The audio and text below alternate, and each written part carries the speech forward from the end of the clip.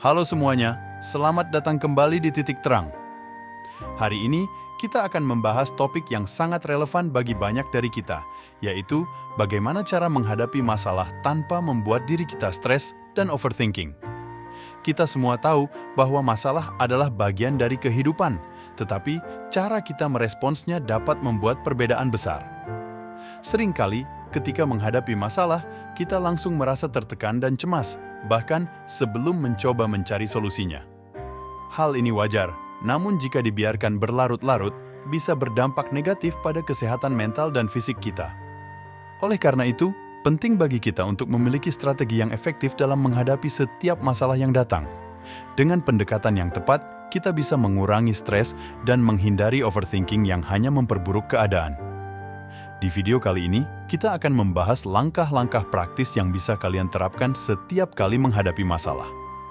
Mulai dari menganalisis apakah masalah bisa dipecahkan, menentukan keinginan kita untuk menyelesaikannya, hingga mengevaluasi kemampuan kita dalam mencari solusi. Dan jika pada akhirnya kita menyadari bahwa masalah tersebut tidak bisa diselesaikan, kita akan belajar bagaimana cara menerimanya dengan lapang dada. Jadi, pastikan kalian menonton sampai akhir untuk mendapatkan wawasan yang berguna ini. 1. Pikirkan, apakah masalah bisa dipecahkan atau tidak? Langkah pertama yang harus kita lakukan ketika menghadapi masalah adalah menganalisis, apakah masalah tersebut bisa dipecahkan atau tidak.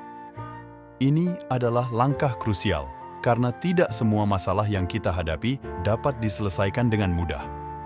Cobalah untuk mengambil waktu sejenak dan pikirkan secara objektif. Apakah masalah ini berhubungan dengan sesuatu yang bisa kita kendalikan? Jika ya, mungkin kita bisa mencari solusi dengan melihat berbagai sudut pandang atau mencari informasi lebih lanjut.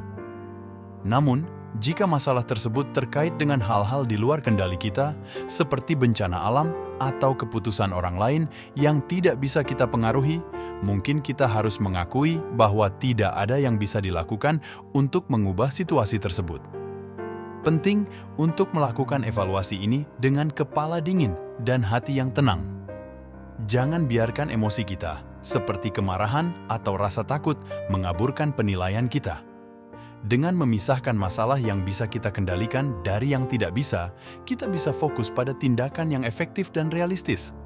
Ini akan membantu kita menghindari perasaan putus asa dan memberikan kita kekuatan untuk bergerak maju dengan strategi yang jelas. Mengidentifikasi apakah masalah bisa dipecahkan adalah langkah awal yang penting dalam mengelola stres dan menjaga keseimbangan mental kita. 2. Tentukan apakah kita mau memecahkan masalah atau tidak. Setelah kita mengetahui apakah masalah tersebut bisa dipecahkan, langkah selanjutnya adalah menentukan apakah kita mau memecahkan masalah tersebut atau tidak. Keinginan untuk menyelesaikan masalah sangat penting, karena tanpa motivasi yang kuat, kita mungkin tidak akan memiliki energi atau tekad yang cukup untuk mencari solusi yang efektif. Terkadang, kita merasa malas atau tidak termotivasi untuk menghadapi masalah karena merasa terlalu sulit atau karena kita takut gagal. Dalam situasi seperti ini, penting untuk mengingat kembali tujuan dan manfaat yang akan kita dapatkan jika masalah tersebut berhasil diselesaikan.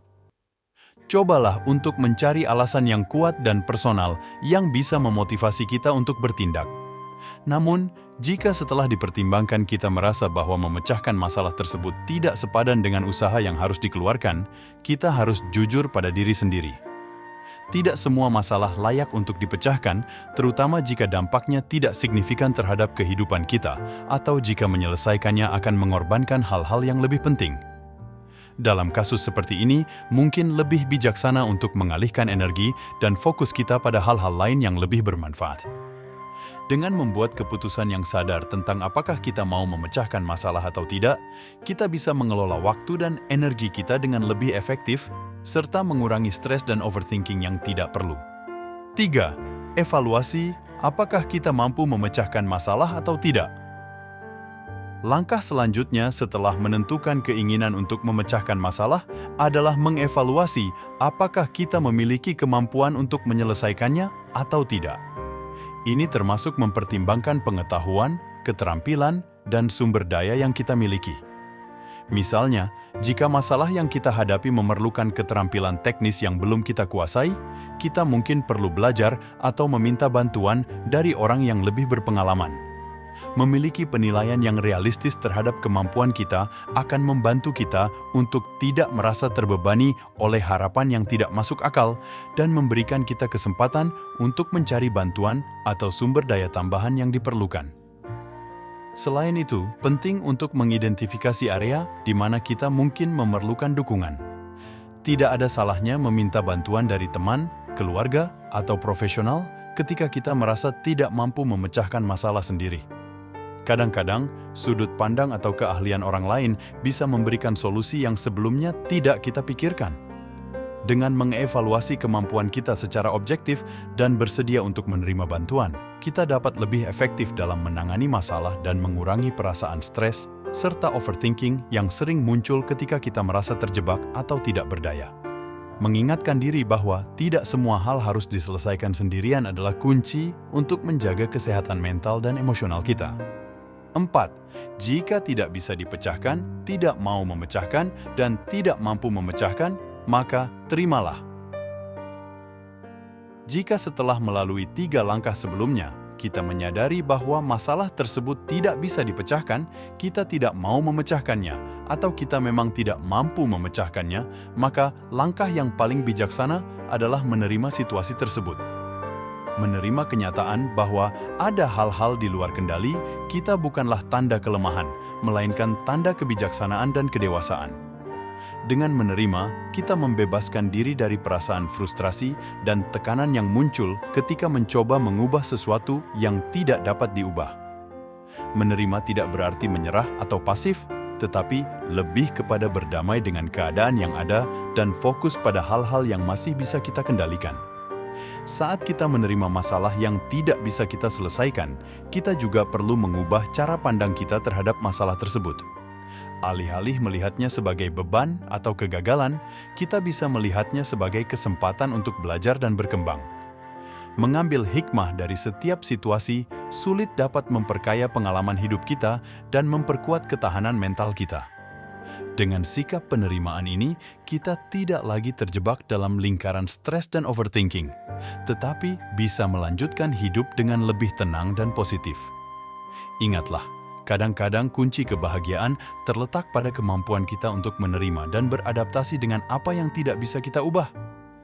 Menghadapi masalah adalah bagian tak terpisahkan dari kehidupan kita. Namun cara kita meresponsnya dapat membuat perbedaan besar antara stres yang berlarut-larut dan ketenangan pikiran. Dengan menerapkan langkah-langkah yang telah kita bahas, mulai dari menganalisis apakah masalah bisa dipecahkan, menentukan keinginan untuk memecahkannya, mengevaluasi kemampuan kita, hingga menerima jika memang tidak ada jalan keluar, kita dapat mengelola setiap tantangan dengan lebih bijaksana. Ingatlah bahwa setiap masalah adalah kesempatan untuk belajar dan tumbuh. Jangan biarkan rasa takut atau kekhawatiran menguasai diri kita. Sebaliknya, hadapi setiap situasi dengan kepala dingin dan hati yang tenang. Ketika kita mampu mengelola stres dan menghindari overthinking, kita akan lebih siap menghadapi tantangan apapun yang datang dan tetap fokus pada hal-hal positif dalam hidup. Terima kasih telah menonton video ini. Semoga tips dan strategi yang kami bagikan dapat membantu kalian dalam menghadapi masalah sehari-hari dengan lebih baik. Jangan lupa untuk like, share, dan subscribe untuk mendapatkan konten inspiratif lainnya. Sampai jumpa di video berikutnya.